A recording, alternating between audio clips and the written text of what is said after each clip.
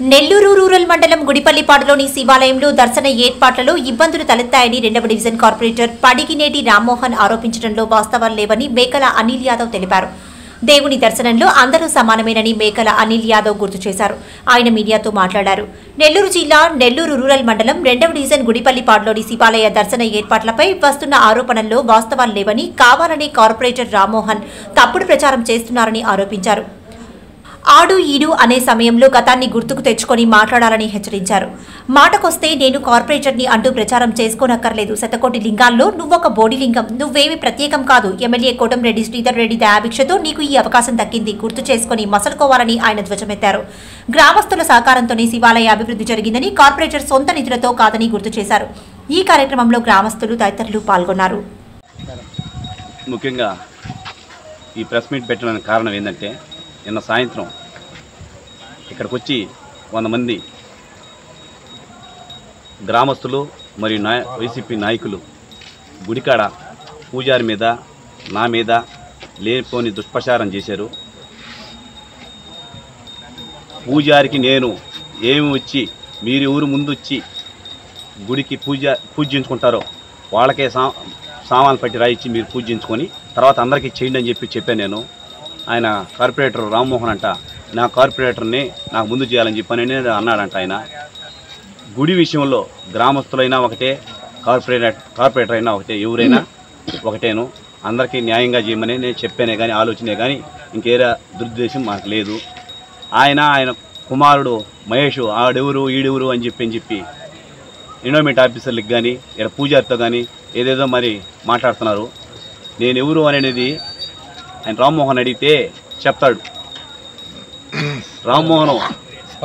Padigineti Rammohan ward మెంబర్గా నిలబడ్డప్పుడు ఆయన బీతనపల్లి శివరామయ్య చేతిలో 10 ఓట్లతో ఓడిపోతే నేను పోటీ చేసి 72 ఓట్లతో నేను గెలవడం జరిగింది. ఆయన మాటకొస్తే నేను కార్పొరేటర్ నువ్వు కార్పొరేటర్ని, నువ్వు సంకలేక వేసుకోబడలే. శతకోటి లింగాల్లో ఒక బోడి లింగం, 54 డివిజన్లలో ప్రత్యేకంగా నువ్వేం గెలవలా. కోటంరెడ్డి శ్రీధర్ గారి సహకారంతో, కోటంరెడ్డి గిరిధర్ రెడ్డి గారి సహకారంతో, కోటంరెడ్డి గిరిధర్ రెడ్డి గారు 10 రోజులు ఇక్కడ టెస్ట్ చేసుకుని కూర్చొని నిన్ను కష్టపడి గెలిపించుకున్నాడు ఆయన. అది అందరు గ్రామస్తులందరికీ తెలుసు. ఈ గుడి విషయంలో మేము అందరం ప్రతి ఒక్కరి సహకారం ఉంది, అది ఇది అని మాట్లాడారు. నిన్న 18 మంది ఇక్కడికి వచ్చారు. ఒకరు ఇద్దరు మినహాయించి అది వాళ్ళకి తెలుసు, వాళ్ళ అంతరాత్మకు తెలుసు.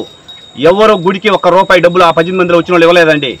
ఇక్కడ వచ్చిన వాళ్ళందరూ పేర్లు చెప్తా నేను, ఎవరు ఎంత ఇచ్చారో నాకు నోట్లు లెక్క ఉంది, ఆడ పలకలు ఉన్నాయి, కావాల్సింటే చూసుకోండి మీరు.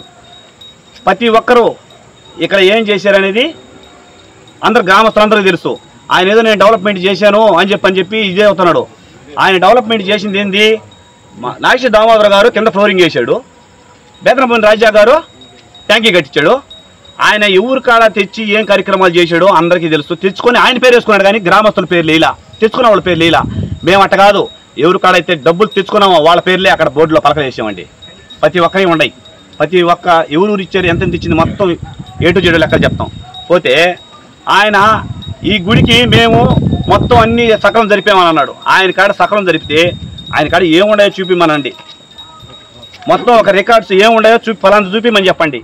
ఈ భూమిని ఆయన ఇది అర్జీ పెట్టాడు వేరే వాళ్ళకి దానదత్తం చేసేదానికి, ఎండోమెంట్లో కలిపేది కానీ, విగ్రహాలు తెచ్చేది కానీ, గుడి ప్లానింగ్లు కానీ A to Z ఫస్ట్ నుంచి కనుపూరి వెంకటేష్, తార సుబ్రహ్మణ్యం వాళ్ళు 10 ఏళ్ళు కష్టపడి చేస్తే మా గవర్నమెంట్ ఓడిపోయిన తర్వాత నేను, పోలయ్య గారు, కడిమి వెంకయ్య గారు, మేము ముగ్గురు కూడా తోడయ్యి అతని కష్టానికి మేము నలుగురిని దానికి పునాది కట్టుకొని A to Z నా అక్కడ ఫైల్ ఉందండి, మీకు చూపిస్తానండి.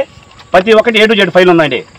ఇదిగో భూమి సర్వే చేసినటువంటి రిపోర్ట్ కానీ, ఎండోమెంట్లో కలిపిన రికార్డ్స్ కానీ, మొత్తం ఈ గుడి మ్యాపులు కానీ, ఈ శివలింగాలకు కానీ, ఉత్సవ విగ్రహాలు కానీ టీటీడీ ద్వారా కరోనాలో తిరుమల తిరుపతి దేవస్థానం తరఫున అది కూడా బోర్డు ఉంది, విగ్రహాలు తెచ్చింది అయితే కానీ A to Z ఎవరు ఎక్కడ కష్టపడ్డారో గ్రామస్తులందరూ తెలుసండి, చుట్టుపక్కల గ్రామాలందరూ తెలుసండి. మేమేం మాటలు గురించి మేము కష్టపడ్డాము, మేము గుడికి డెవలప్మెంట్ చేసాము, మేమే సంకలు ఎగరేసుకోవాల్సిన అవసరం లే.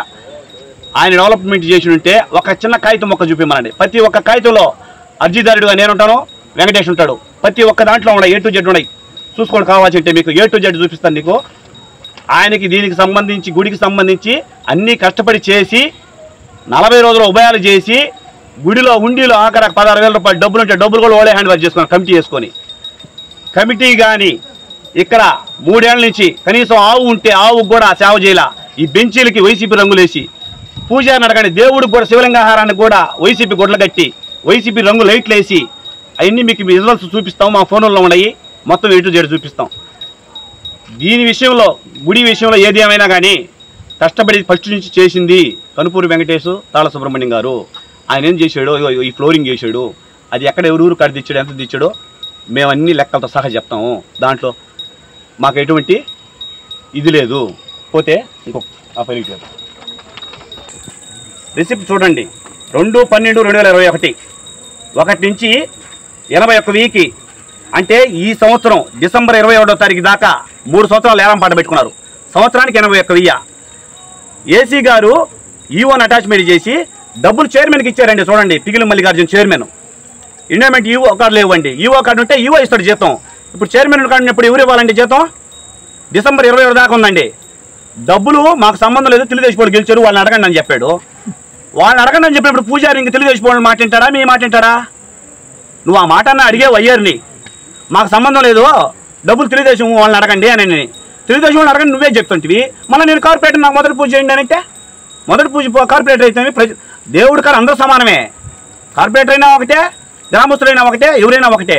కాకపోతే ఎవరు ముందు ఎవరు వెనక, ముందు వచ్చినాడు పూజ సామాన్లు తెచ్చుకున్నాడు ఫలానా, ఎవరు పూజ చేయొద్దని చెప్పరండి.